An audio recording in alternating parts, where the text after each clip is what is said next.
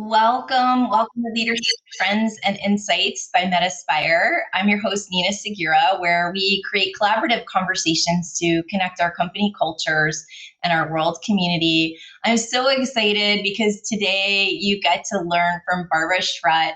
She is the board of Goodwill Industry, South Florida, former cruise line executive and strategic consultant.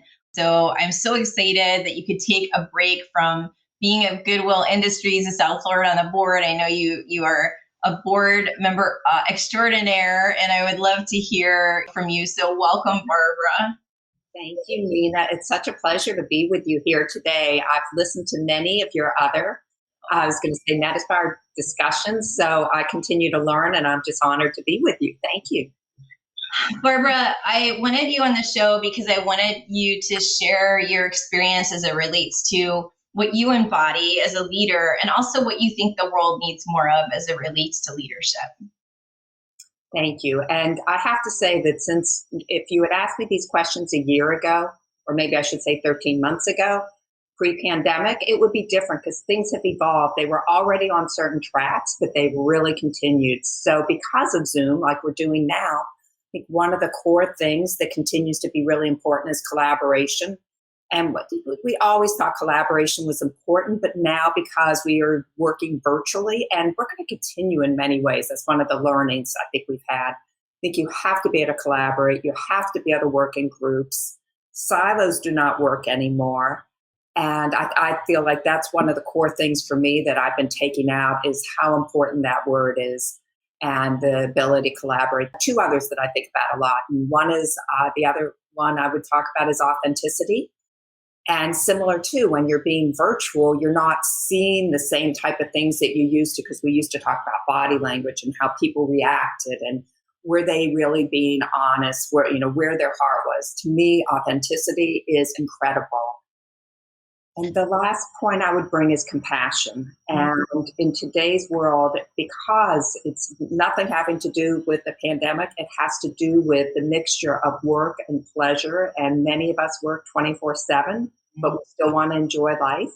And you have to be able to bring compassion, whether it's your personal life, your professional life. You have to be compassionate in how other people are being impacted and how you can help.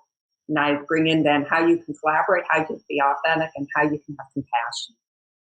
Wow, Barbara, so good. So collaboration, regardless of physical setbacks, right? And being virtual, which we know it won't change. And then authenticity. I mean, how can I collaborate effectively if I'm not being authentic? And then being compassionate, right? If you see a cat walk across my desk or something, or a baby crying in the middle of a collaborative conversation, to be patient with that process. I love it. Yeah, it's really important. What do you think? I don't mean about like technology stuff, because you and I have had our share of that, but what do you think gets in the way of those three things occurring for people?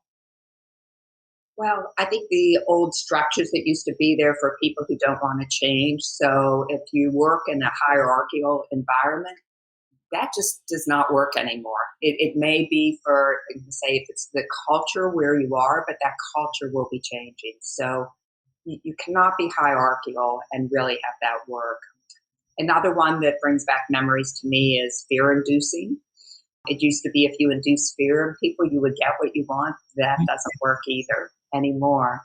So I feel like that's actually, that's a relief for me, because I feel like I can work without any fear and be selective in what it is I'm doing to make sure I have that. And one other thing that I always used to talk about was I wanted to be a team player, and I wanted to collaborate, and I wanted the good that I did, whether it was professionally, community, others, to speak for itself. And so I have to say, one of the things that I probably never was that focused on was self-promotion. And I still like to think I'm not, because what I'm doing is promotes itself as to what it is that I can bring, whether it's to work, whether it's to pleasure, whether it's to community. And self-promotion has really been one of those things that I am very happy that the world adjusts to saying, it happens by what you do, not by you having to force that onto other people.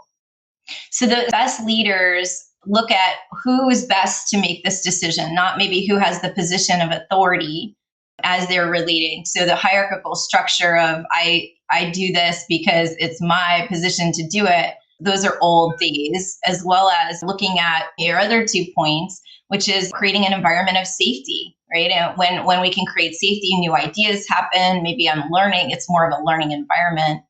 And then I don't have to push or force my self promotion so much because I've just created that. Those are the 3 keys, right, to the collaborative environment that you talked about. That's right. And one other thing, and when we spoke before, Nina, I talked about it, that one of my favorite organizations, it was a big, big company I went to visit several years ago. When I met in their corporate office, every room I went to had round tables. There were none that were rectangle. There were none that were square. It was all totally round, no ovals. And the whole theory was we're all having equal place here. And it wasn't that you sat at the head of the table because you were the most senior or you felt you had the most power. And I love that. So whenever I have at offices, I may have a desk that would be where I would work in front of me, but I would always have a round table. And that's where I met with people because I felt like that was so important. If you want to encourage collaboration, that's what does it, is to be open and have people you're with feel like we're all on even ground, and I'm open, curious. I want to hear what it is that you can bring, you can add. Those are all the things that are so important. I love that. So the best leaders also look at the physical environment and how are we visually creating a place, not just in an embodiment of it through the collaboration, but also looking at like, how am I setting up when we come in? What does it look like? What does it feel like? And so that it's really creating an environment of we're together on this. We might not agree all the time. And, we're going to treat each other as equals here. I love that. Where have you personally stretched yourself as it relates to this? I was going to say a few places. One is that when I went off on my own after 20 plus years as an executive in the cruise industry, and I went off on my own after, and I had never looked for a job. I had always been recruited from place to place from when I got out of college. How unusual. Every job that I had was because I'd worked with somebody before.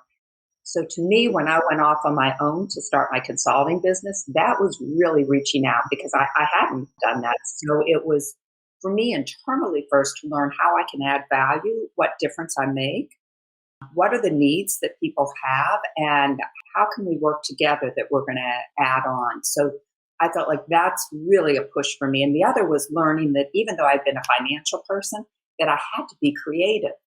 I had to know how to market, how to communicate.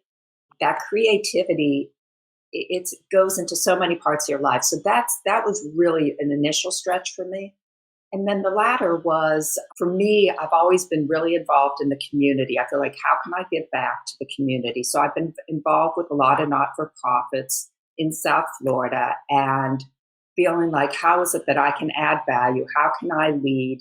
Sometimes it's been development. Sometimes it's been finance. I've been on a lot of audit committees. And then it was 12 years ago that I joined the board of Goodwill South Florida. And most people don't know what it does. It has 5 core businesses and employs people that are disabled, barriers to work. I've been on that board, as I said, for 13 years. I currently chair it. And for me, that has been such an expansion for how you can have businesses, but have a social service and a gut of what's good for the people every day. And that's been an incredible learning and experiential and positive experience for me. Barbara, I can't thank you enough. I know there's a million other places you could have been this morning, and I'm so grateful that you chose us.